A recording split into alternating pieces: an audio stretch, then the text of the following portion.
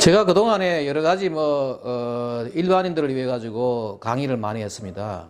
근데 그 중에서 이제 오늘 말씀드릴 내용은 우리가 생활 환경과 이 환경성 질환에 대한 이야기.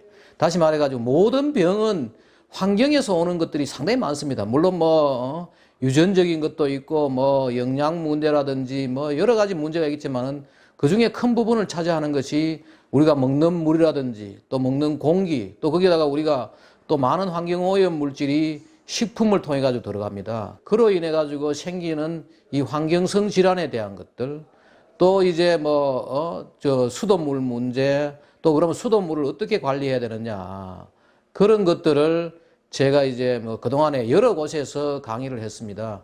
근데 오늘 마침 이제 우리 경산에서 이런 초청이 있어 가지고 제가 좀 강의를 하려고 합니다.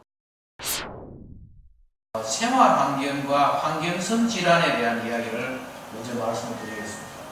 환경은 첫 번째 자연 환경이라 해가지고 산에 나무를 자르지 말고 야생 동물을 함부로 잡지 말고 이런 자연 환경 문제 그리고 또 이제 우리 생활 환경 우리 먹는 물이라든지 또 실내에 숨 쉬는 공기라든지 소음, 악취 여러 가지 또 생활 쓰레기 문제 이런 것들 우리가 다 해가지고 생활 환경이다. 그리고 이제 지금 2000년대 이후부터 하나의 중요한 이슈가 되고 있는 온실가스, 지구온난화 문제라든지 또 오존층 파괴 이런 문제들 이런 것들 크게 세 가지로 나왔습니다.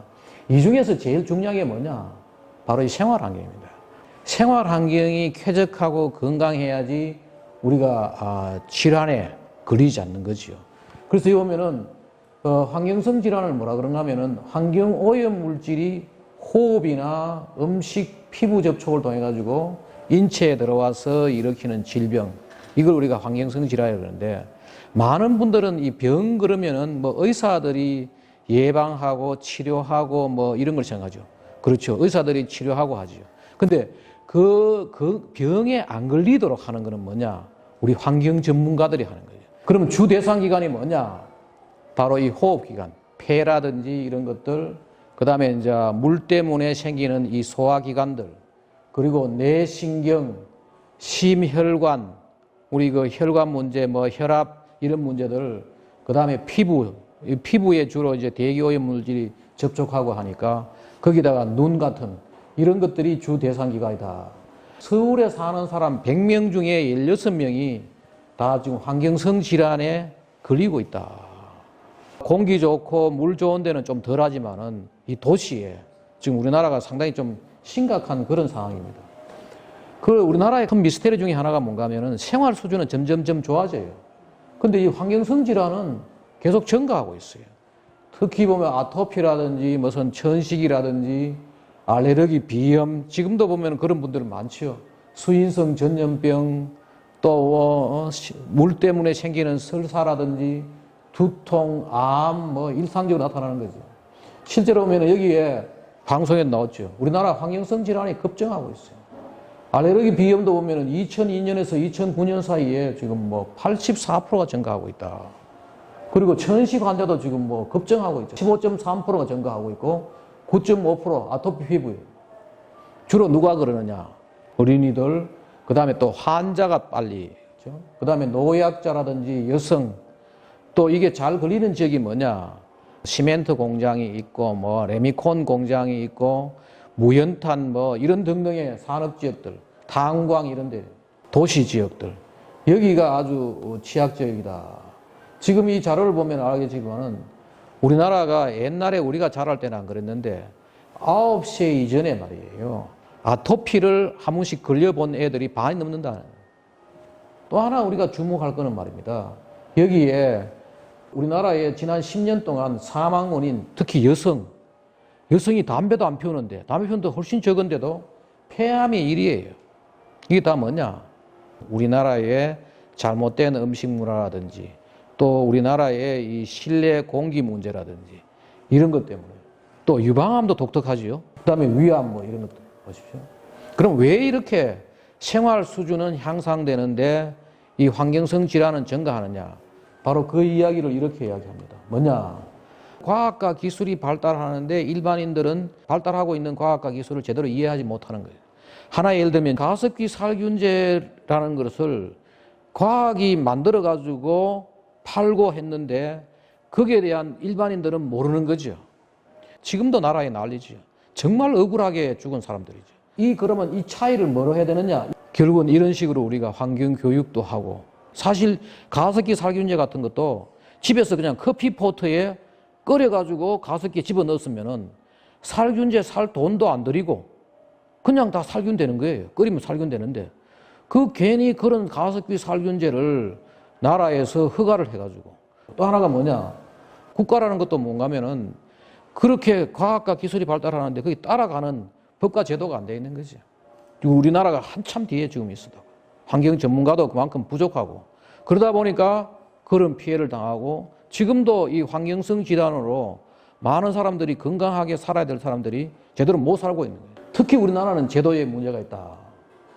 보십시오. 생활환경 유해 요인이 결국은 건강성과 쾌적성을 다 방해하는데, 그 중에 대표적인 게 뭐냐? 지금 수돗물에 대한 문제, 또 실내 공기에 대한 것들, 소음, 특히 우리나라는 이 층간소음 때문에 민원이 엄청나게 많이 일어나고 있네요. 그 다음에 또 지금 최근에 문제가 감도했죠. 라돈 문제. 굉장히 이 중요한 문제인데 지금 현재 우리나라로서는 지금 제대로 관리를 안 하고 있고, 전자파 문제. 최근에 지금 와이파이라든지 휴대폰 사용함에 따라 가지고 여러 가지 이제 문제들이 생겨요. 또 이제 우리나라에 2004년도에 빛공해 방지법이 생겼지만은 여전히 이 빛 때문에 문제가 생기고, 또 아까 이야기했던 그런 가습기 살균제 같은 화학물질, 이런 것들이 이제 계속 우리 살아가는 공간에 문제가 되는 거죠. 우리나라는 독특하게 새집에 어떤 여러 가지 문제가 있다 해가지고 새집 정욱이라고 그러는데, 실제로 외국에서는 결함주택 정욱은 식하우스, 식빌딩 신드롬이라 해가지고 오래된 집이거나 새집이거나 관계없이 사람이 살기에 적합하지 않는 것은 다 결함주택 정욱. 의사가 우리 몸을 진단하듯이 그 집을 사람이 사는데 적합한지 아닌지를 정기적으로 체크를 해주는, 그걸 가지고 우리가 홈 인스펙션이다. 이 제도가 있어요.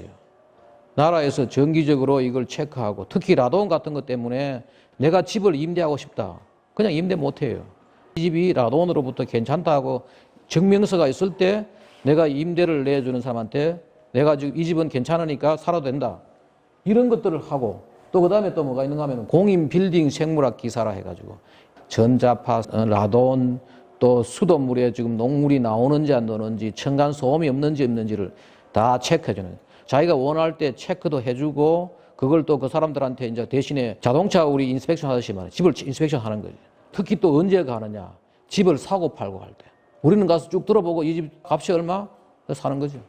근데 샀다가 보니까 위에 층간 소음에 문제가 생기고, 수돗물에 녹물이 나오고 말이에요. 또 오래 살면은 라돈 때문에 사람이 빨리 죽고 뭐 이런데, 우리나라는 아직도 이런 제도가 아직 없어가지고 이제 그런 문제가 있는데, 지금 앞으로 이런 것들을 우리가 정기적으로 체크하고 이것을 국가에서 제도화하고 말입니다. 그런 점에서는 아마 우리가 이런 식으로 먼저 시범적으로 말이에요, 공부를 하는 게 좋지 않냐. 우리나라 여성이 지난 10년간 암 사망률 1위가 폐암, 2위가 유방암, 3위가 위암이라고 하는데 왜 그런가요? 지금 정확하게 우리나라의 지금 환경부라든지 정부에서 그걸 제대로 체크를 못 하는데, 제가 추측하기로는 폐암이 많은 거는 뭔가 우리나라 음식물, 우리나라의 집에서 끓이는 음식 있잖아요. 튀기는 음식들, 고기 굽고 하는 거 있잖아요. 우리나라 여성들이 담배도 많이 안 피우는데 그렇게 많은 게 대부분 우리나라 잘못된 음식물. 집에서는 그냥 뭐 끓이지 않고 하고, 그렇게 굽고 끓이고 이런 거는 외식을 한다든지. 또 하나가 뭐냐, 우리는 지금 실내 공기 관리를 못해요. 미국의 집은 대부분 다 이 환기를, 강제 환기를 해요. 모터가 돌아가면서 환기를 시켜주는데, 우리는 주로 뭐 하느냐, 창문 열어서 환기를 하려고 해요. 그 창문 열어도 이게 환기를 해도 바깥에 공기가 좋지 않고 하면 문제가 되고, 이 환기에 대한 개념이 별로 없어요. 유방암이 많은 건 말이에요. 와이파이라든지 휴대폰이라든지 큰 문제입니다. 근데 지금 나라에서 지금 그걸 관리를 안 하는데, 우리가 지금 어마어마한 인공전자파에 노출되고 있어요. 근데 인공전자파에 잘 노출되는 부분이 어디냐? 수분이 많아. 위암 같은 건 다 뭐냐? 수돗물 안에 지금 위암을 야기할 수 있는 여러 가지 문제들이 있어요. 좋은 질문이시죠. 여기까지 하도록 하고 저도 여기 주시는 차를 한잔 먹고 2분 기다렸어요.